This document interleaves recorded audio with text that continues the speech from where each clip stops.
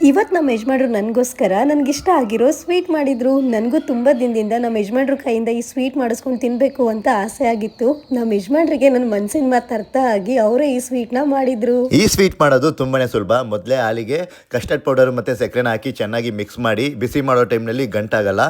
ಅದಾದಮೇಲೆ ಆಯಿಲ್ನಲ್ಲಿ ಈ ಥರ ಬ್ರೆಡ್ನ ಕಟ್ ಮಾಡಿಕೊಂಡು ಫ್ರೈ ಮಾಡ್ಕೋಬೇಕು. ಇಲ್ಲ ತುಪ್ಪದಲ್ಲೂ ಕೂಡ ಫ್ರೈ ಮಾಡ್ಕೊಳ್ಳಿ, ತುಂಬಾ ಚೆನ್ನಾಗಿರುತ್ತೆ.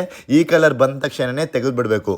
ಇದೆಲ್ಲ ರೆಡಿ ಆದಮೇಲೆ ಬ್ರೆಡ್ನ ಒಂದು ಲೇಯರ್ ಹಾಕಿ ಅದ್ರ ಮೇಲೆ ಕಸ್ಟರ್ಡ್ ರೆಡಿ ಮಾಡಿರ್ತೀವಲ್ಲ, ಇದು ಬ್ರೆಡ್ ಮುಳುಗೋ ತನಕ ಆಗ್ತಾನೆ ಇರಬೇಕು. ಅದಾದಮೇಲೆ ಮತ್ತೊಂದು ಲೇಯರು ಬ್ರೆಡ್ನ ಹಾಕಿ ಅದೇ ಪ್ರೊಸೀಜರ್ನ ಕಂಟಿನ್ಯೂ ಮಾಡಿ ಲಾಸ್ಟ್ನಲ್ಲಿ ಡ್ರೈ ಫ್ರೂಟ್ಸ್ ಕಟ್ ಮಾಡ್ಕೊಂಡಿರ್ತೀವಲ್ಲ ಅದನ್ನ ಇದ್ರ ಮೇಲೆ ಉದುರಿಸಿ. ಸೊ ಸ್ವೀಟು ರೆಡಿ ಆಗುತ್ತೆ. ಸ್ವೀಟ್ ರೆಡಿ ಆದಮೇಲೆ ಅದನ್ನ ಫ್ರಿಜ್ನಲ್ಲಿ ಇಟ್ಟು ನನ್ನ ಹುಡುಗಿನ ಆಸ್ಪತ್ರೆಗೆ ಕರ್ಕೊಂಡೋಗಿ ಮನೆಗೆ ಕರ್ಕೊಬಂದು ಅವಳಿಗೆ ಸರ್ಪ್ರೈಸ್ನ ಕೊಟ್ಟೆ.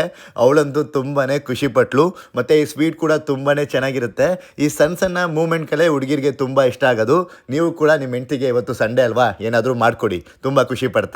ಥ್ಯಾಂಕ್ ಯು ರೀ, ನೀವು ನನಗಿಷ್ಟವಾಗಿರೋ ಸ್ವೀಟ್ ಮಾಡಿಕೊಟ್ಟಿದ್ದಕ್ಕೆ.